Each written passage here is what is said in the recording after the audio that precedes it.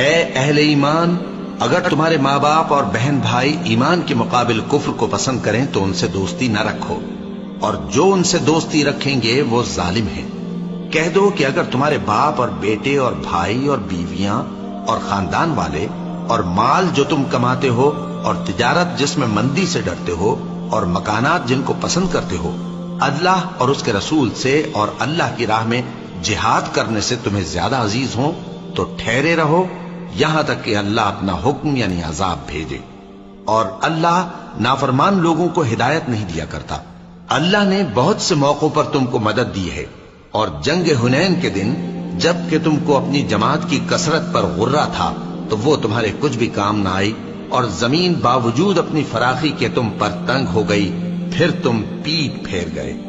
پھر اللہ نے اپنے پیغمبر پر اور مومنوں پر اپنی طرف سے تسکین نازل فرمائی، اور تمہاری مدد کو فرشتوں کے لشکر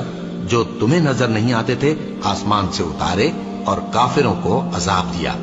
اور کفر کرنے والوں کی یہی سزا ہے۔ پھر اللہ اس کے بعد جس پر چاہے مہربانی سے توجہ فرمائے، اور اللہ بخشنے والا ہے، مہربان ہے۔ مومنوں، مشرک تو پلید ہیں، تو اس برس کے بعد وہ مسجد حرام یعنی خانہ کعبہ کے پاس نہ جانے پائیں، اور اگر تم کو مفلسی کا خوف ہو تو اللہ چاہے گا تو تم کو اپنے فضل سے غنی کر دے گا، بے شک اللہ سب کچھ جانتا ہے، حکمت والا ہے۔ جو لوگ اہل کتاب میں سے اللہ پر ایمان نہیں لاتے اور نہ روز آخر پر یقین رکھتے ہیں اور نہ ان چیزوں کو حرام سمجھتے ہیں جو اللہ اور اس کے رسول نے حرام کی ہیں، اور نہ دین حق کو قبول کرتے ہیں، ان سے جنگ کرو یہاں تک کہ ذلیل ہو کر اپنے ہاتھ سے جزیہ دینے لگیں۔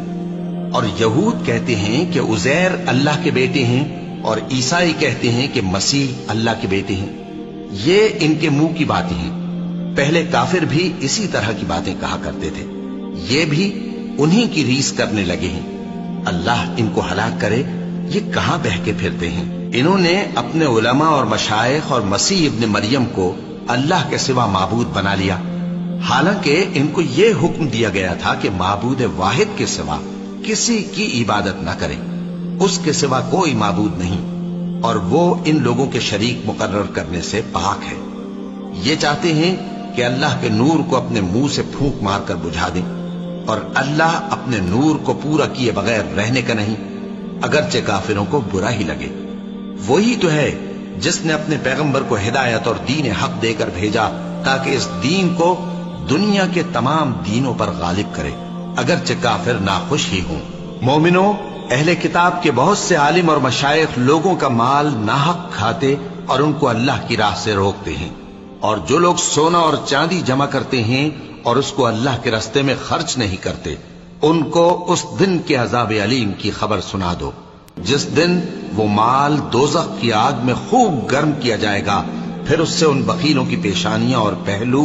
اور پیٹھیں داغی جائیں گی، اور کہا جائے گا کہ یہ وہی ہے جو تم نے اپنے لیے جمع کیا تھا، سو جو تم جمع کرتے تھے اب اس کا مزہ چکھو۔ اللہ کے نزدیک مہینے گنتی میں 12 ہیں، اس روز سے کہ اس نے آسمان اور زمین کو پیدا کیا۔ اللہ کی کتاب میں سال کے 12 مہینے لکھے ہوئے ہیں، ان میں سے 4 مہینے ادب کے ہیں، یہی دین کا سیدھا رستہ ہے۔ تو ان مہینوں میں قتال ناحق سے اپنے آپ پر ظلم نہ کرنا، اور تم سب کے سب مشرکوں سے لڑو جیسے وہ سب کے سب تم سے لڑتے ہیں، اور جان رکھو کہ اللہ پرہیزگاروں کے ساتھ ہے۔ ادب کے کسی مہینے کو ہٹا کر آگے پیچھے کر دینا کفر میں بڑھ جانا ہے، اس سے کافر گمراہی میں پڑے رہتے ہیں۔ ایک سال تو اس کو حلال سمجھ لیتے ہیں اور دوسرے سال حرام، تاکہ ادب کے مہینوں کی جو اللہ نے مقرر کیے ہیں گنتی پوری کر لیں، اور جو اللہ نے منع کیا ہے اس کو جائز کر لیں۔ ان کے برے اعمال ان کو بھلے دکھائی دیتے ہیں، اور اللہ کافر لوگوں کو ہدایت نہیں دیا کرتا۔ مومنوں، تمہیں کیا ہوا ہے کہ جب تم سے کہا جاتا ہے کہ اللہ کی راہ میں جہاد کے لیے نکلو تو تم زمین سے چپکے جاتے ہو، یعنی گھروں سے نکلنا نہیں چاہتے؟ کیا تم آخرت کی نعمتوں کو چھوڑ کر دنیا کی زندگی پر خوش ہو بیٹھے ہو؟ سو دنیا کی زندگی کے فائدے تو آخرت کے مقابل بہت ہی کم ہیں۔ اگر تم نہ نکلو گے تو اللہ تم کو بڑی تکلیف کا عذاب دے گا، اور تمہاری جگہ اور لوگ پیدا کر دے گا، اور تم اس کو کچھ نقصان نہ پہنچا سکو گے، اور اللہ ہر چیز پر قدرت رکھتا ہے. اگر تم پیغمبر کی مدد نہ کرو گے تو اللہ ان کا مددگار ہے.